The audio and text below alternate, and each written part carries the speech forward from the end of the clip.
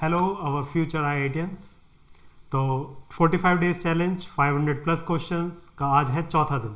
आज हम फिर दोबारा से कुछ क्वेश्चंस लेके आए हैं जो लगातार जेई में NTA द्वारा पूछे जा रहे हैं। जेई के एंट्रेंस एग्जाम में NTA द्वारा लगातार पूछे जा रहे हैं। तो आज हमारा जो पहला क्वेश्चन है वो है मैट्रिक्स चैप्टर से काउंटिंग ऑफ मैट्रिसेस, मतलब डिफरेंट काउंटिंग करनी है हमें कि कितनी कितनी मैट्रिक्स बनाई जा सकती है। तो चलिए पहला क्वेश्चन को हम देखते हैं। पहला क्वेश्चन उसने हमसे बोला आज the number of square of matrix, square matrix चाहिए ऑर्डर 5 की, यानी कि उसके 5 रो और 5 ही कॉलम है, 5 cross 5। And from the set entries जो होंगी वो सिर्फ 0 और 1 की एंट्रीज है। और कंडीशन क्या लगाई है उसने, such that the sum of all the elements in each row is 1 and sum of all elements in each column is also 1। यानी कि रो में हम एलिमेंट्स को ऐसे लगाएंगे 0 और 1 को कि सम 1 आना चाहिए। यानी कि एक तरीका ये हो सकता है कि 0 1 0 0 0, यानी कि 1 को मैं 5 तरीके से प्लेस कर सकता हूं। तो इस रो का सम कितना हो जाएगा, 1 हो जाएगा। तो 5 वेज है ये। अब उसी तरीके से अगर सपोज करो 5 में से एक तरीका तो ये है, दूसरी रो को जब मैं भरने जाऊंगा तो मैं 1 को यहां नहीं लिख सकता इसके नीचे, क्योंकि नहीं तो कॉलम का सम 2 हो जाएगा। मैं 1 को अगर यहां लिखता हूं और बाकी सब 0 यहां लिख देता हूं। अब 1 को मैं कितने तरीके से भर सकता था, यहां भर सकता था, यहां भर सकता था, यहां और यहां। तो मेरे पास 4 तरीके थे, 4 वेज। अब सपोज करो 1 मैंने यहां लिख दिया, तो अब अगला 1 मैं इसके नीचे नहीं लिख सकता, नहीं तो यहां कॉलम का सम आ जाएगा। यहां नहीं लिख सकता, तो अब 1 को लिखने के 3 वेज है। तो उस तरीके से आप देखेंगे 3, फिर ये 2 और फिर ये 1। तो इन सब की हो जाएगी मल्टीप्लाई, क्योंकि ये एंड देन का केस है। तो PNC भी यूज हो रहा है इसमें। 5 4 जा 20, 3 जा 60, 2 जा 120। इसका करेक्ट आंसर होगा, तो this is the option B is our correct option.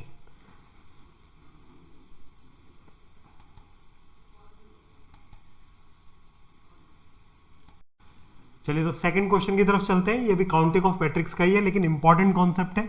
इस क्वेश्चन के अंदर क्या बोला है, the number of all 3 cross 3 matrices A with entries from the set -1 0 1 such that the sum of all the diagonal elements of A into A transpose। A into A transpose देखो, A into A अगर एक matrix है A B C D E F G H I, अभी तो मैं आपको करके दिखा रहा हूं, लेकिन आगे से ये इन्फॉर्मेशन आप याद रखेंगे तो बेहतर है। A ये है तो ट्रांसपोज क्या होगा, इसका ट्रांसपोज कर देते हैं, रो को कॉलम में लगा दीजिए, D E F and G H I। जब आप इनकी मल्टीप्लाई करते हो A इंटू ए ट्रांसपोज के डायगोनल अगर आपको चाहिए कि डायगोनल पे क्या आएगा, तो डायगोनल पे आप याद रखना कि हर एलिमेंट के स्क्वायर का सम आ जाएगा, हर एलिमेंट का स्क्वायर आ जाएगा। क्यों आ जाएगा, तो आप देख सकते हो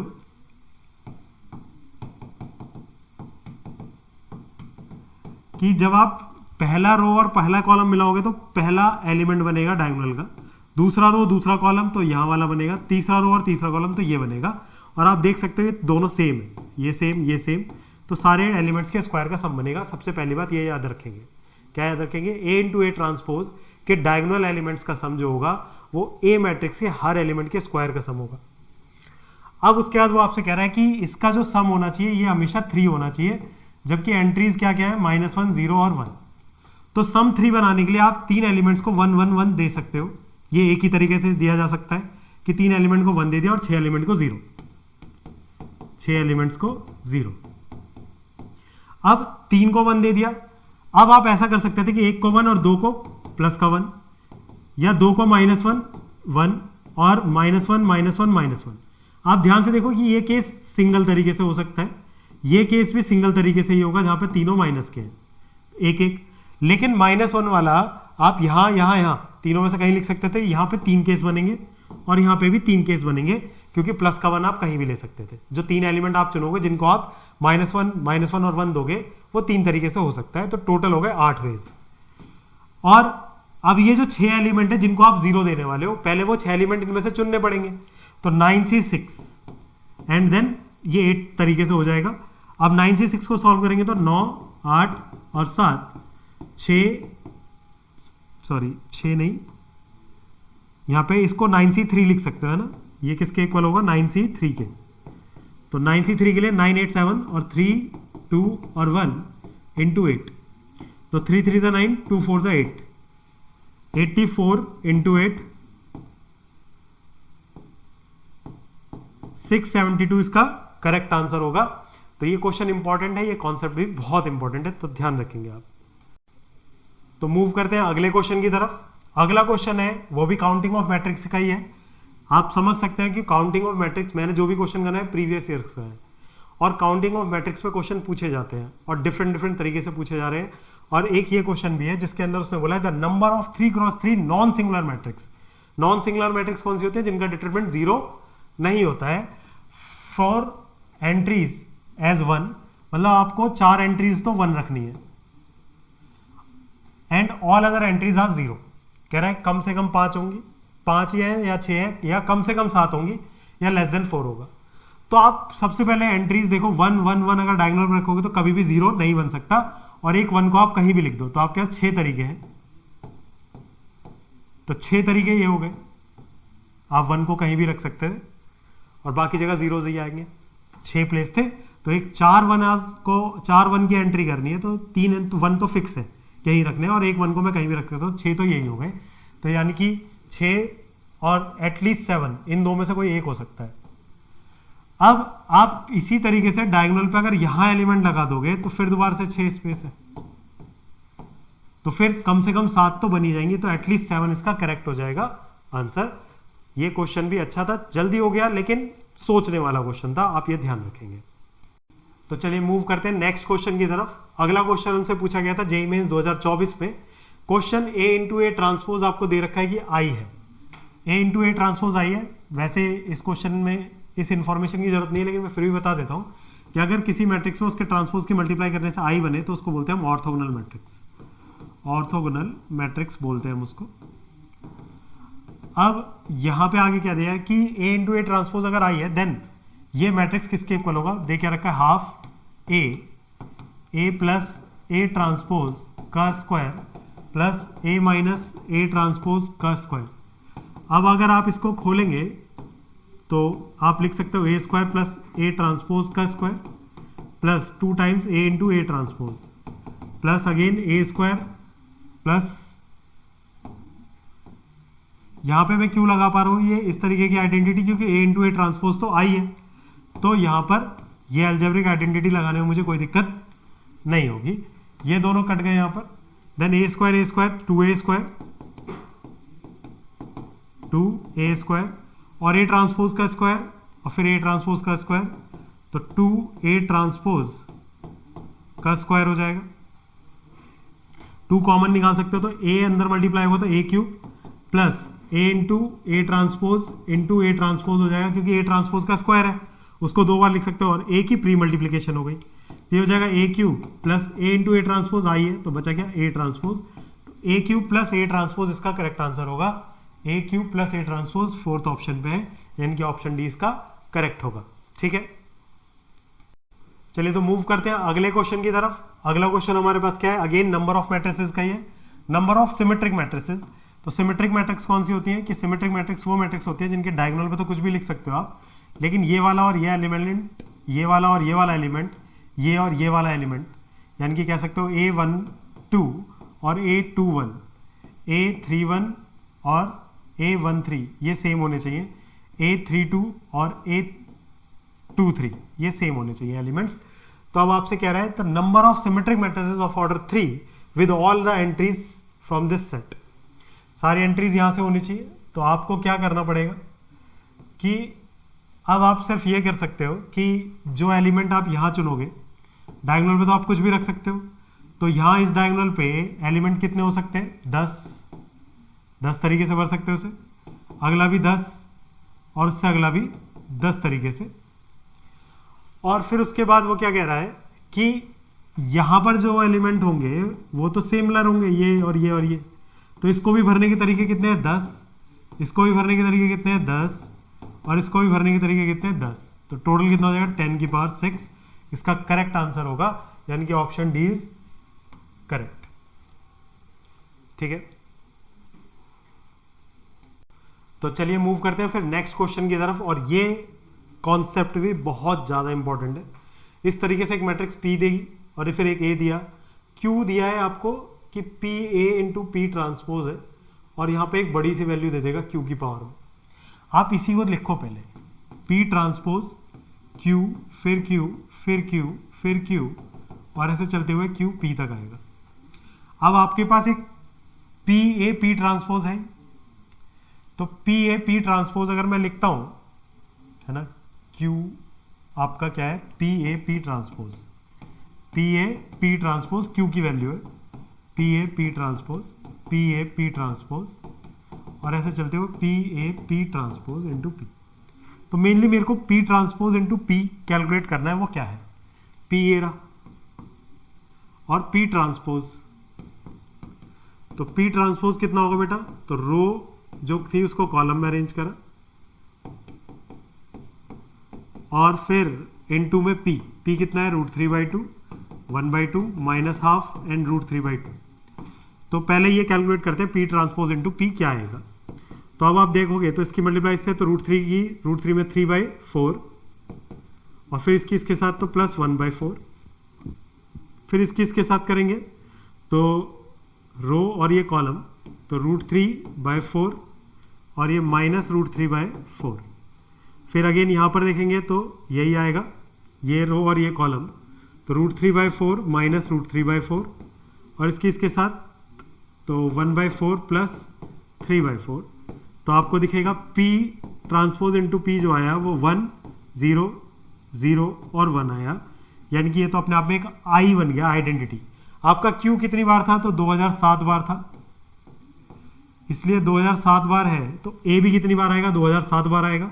लेकिन P इंटू पी ट्रांसपोज को आप I लिख सकते हो, तो A की पावर 2007 बचेगा सिर्फ यहाँ पर, है ना। P into P transpose I है, फिर ये आई है, फिर ये आई है, तो A कितनी बार है, तो A उतनी बार है जितनी बार Q है, क्योंकि हर Q के पास एक A था, तो A कितनी बार हो जाएगा, 2007, तो 2007 पावर हो जाएगी इसकी।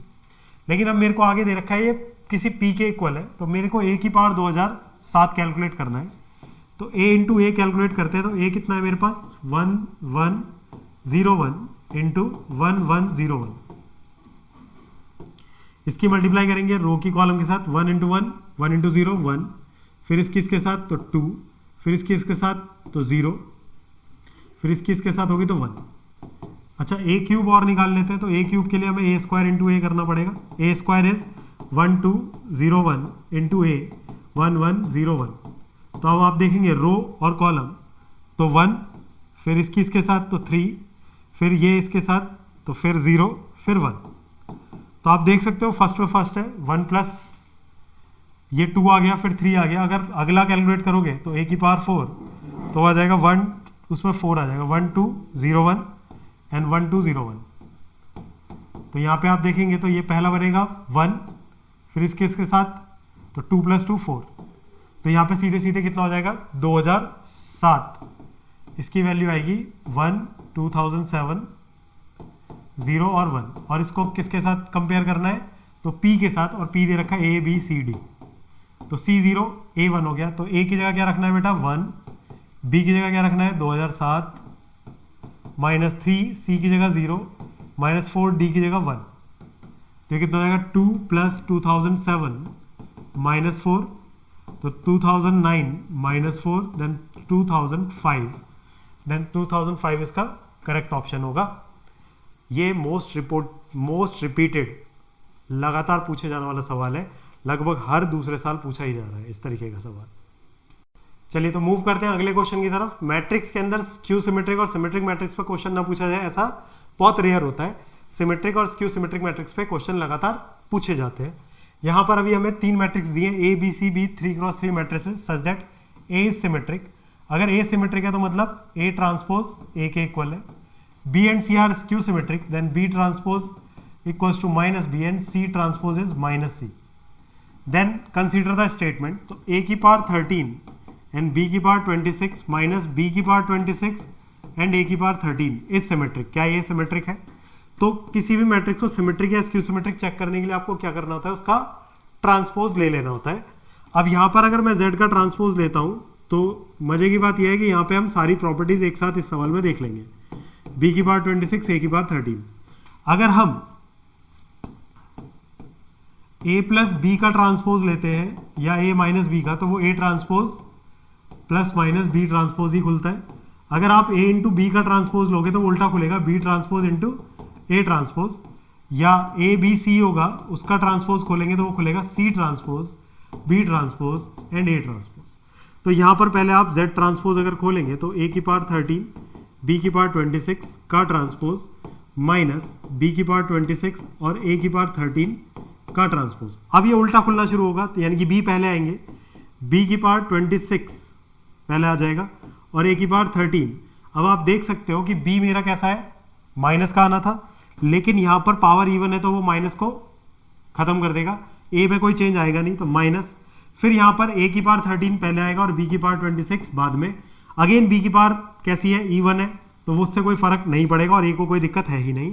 तो क्या हमारी मैट्रिक्स चेंज हो गई, तो मैं Z ट्रांसपोज इक्वल्स टू देखूंगा तो माइनस कॉमन लेने पर a की पावर 13 b की पावर 26 माइनस b की पावर 26 और a की पावर 13, तो मेरा ये स्क्यू सिमेट्रिक आ रहा है। पहला स्टेटमेंट क्या है, स्क्यू सिमेट्रिक है, तो यानी कि बोथ S1, अगला भी चेक कर लेते हैं आप, है ना। अभी फिलहाल के लिए आप कह सकते हो कि ओनली S2 ट्रू हो सकता है, S1 तो फॉल्स ही है।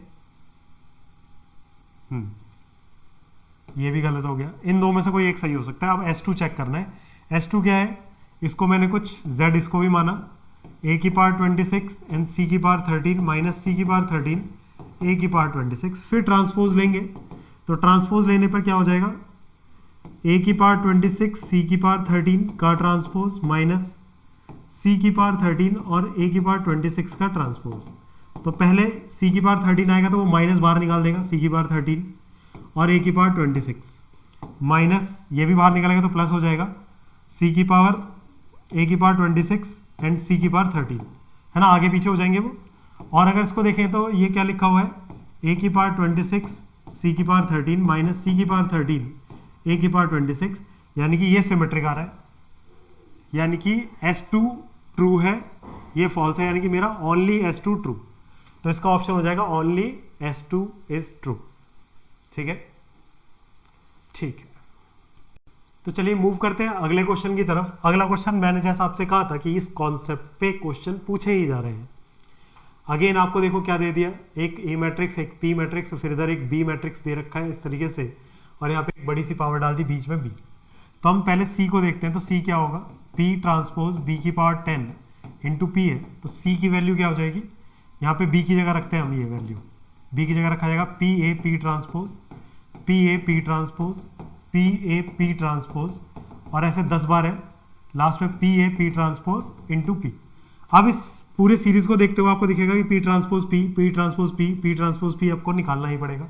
तो पी ट्रांसपोज पी के लिए तो पी ट्रांसपोज इंटू पी हमारे पास क्या होगा, cos theta minus sine theta into cos theta into cos theta minus sine theta into cos theta. इन दोनों की मल्टीप्लाई करेंगे तो देखो इसकी इसके साथ होगी तो 1 हो जाएगा, क्योंकि cos square theta plus sine square theta, इसकी इसके साथ तो माइनस का साइन थीटा कॉस थीटा और ये sine theta cos theta plus का तो 0, और फिर दोबारा से वही ये रो ये कॉलम तो फिर 0 और यहाँ 1 बनेगा।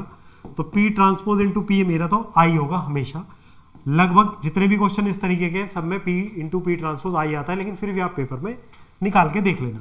अब बचा सिर्फ ए की पावर 10 आएगा, क्यों, क्योंकि बी की पावर 10 था और यहाँ बी ये रहा, तो ए की पावर 10 आएगा, यानी कि मुझे चाहिए कि आप and the sum of the diagonal elements of C के डायगोनल एलिमेंट, सी मेरा ए की पावर 10 है, यानी कि मैं ए इंटू ए करूँ, ए कितना है मेरा 1/√2 -2 0 1 और 1/√2 -2 0 और 1। एक्चुअल में मुझे सिर्फ डायगोनल एलिमेंट चाहिए, तो इसकी इसके साथ मल्टीप्लाई करेंगे तो आएगा 1/2 और फिर इसकी इसके साथ करेंगे तो आएगा 1।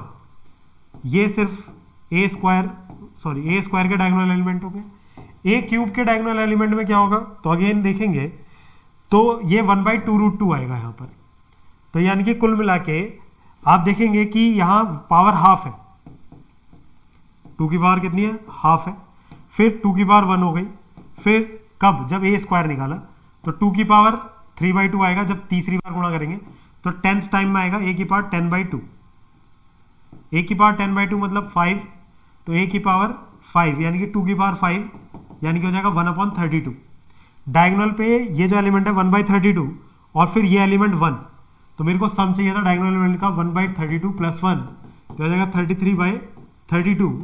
इनका ग्रेटेस्ट कॉमन डिवीजर 1 है, हाँ है, तो m + n की वैल्यू कितनी होगी 65। तो आंसर हो जाएगा हमारा ऑप्शन ए 65। ये आप a क्यूब निकाल के देखेंगे तो आपको 1/2√2 दिखाई देगा यहाँ पर, और यहाँ हमेशा 1 बनता दिखाई देगा। तो आप ये ध्यान रखेंगे, इनका सम निकालना था अपने को लास्ट में a⁻10 में। चलिए मूव करते हैं अगले क्वेश्चन की तरफ। अगला क्वेश्चन हमें दिया, let A B C belongs to R be all non zero satisfying a³ + b³ + c³ = 2 if the matrix this satisfy a transpose into a = I, then abc can be।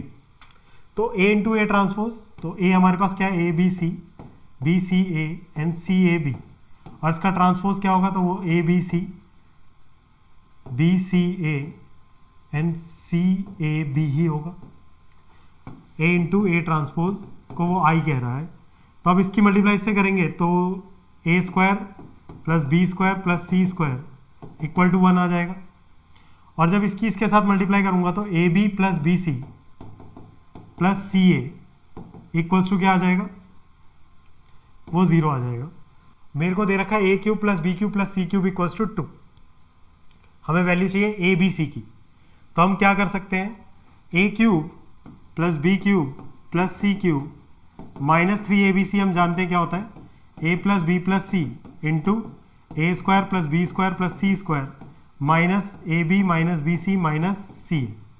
अब हमारे पास समस्या क्या है कि मेरे पास a + b + c नहीं है, तो मैं यहाँ से क्या कर सकता हूँ, a + b + c का स्क्वायर अगर मैं खोलूंगा तो वो बनेगा a² b² c² + 2 common ab + bc + c।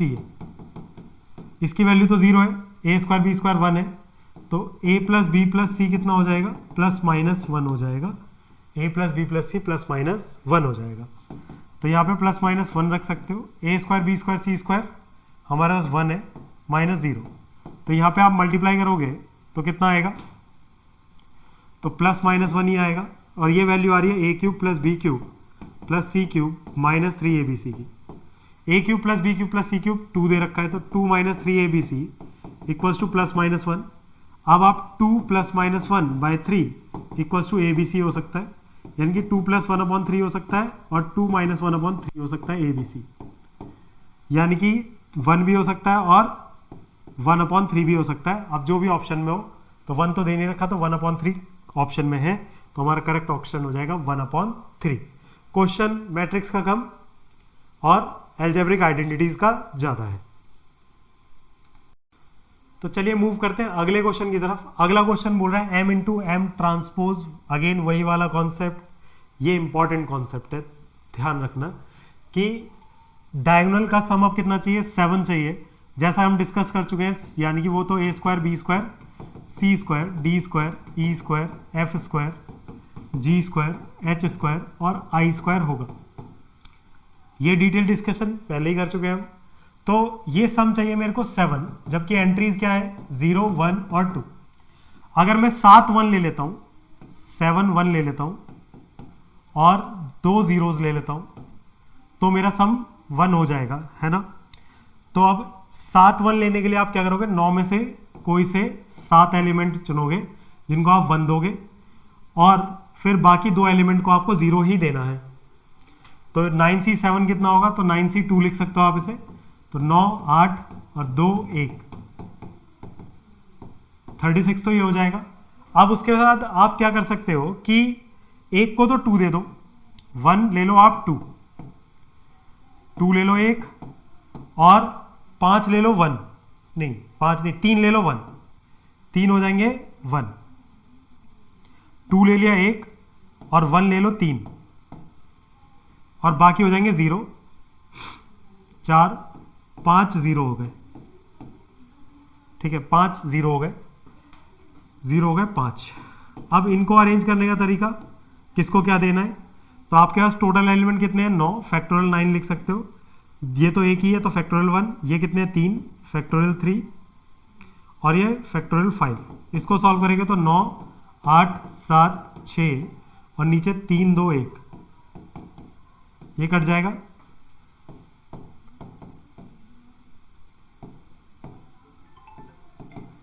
514 और 36, तो ये कितना आ जाएगा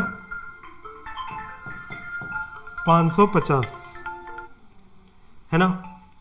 एक बार कैलकुलेशन दे नोट,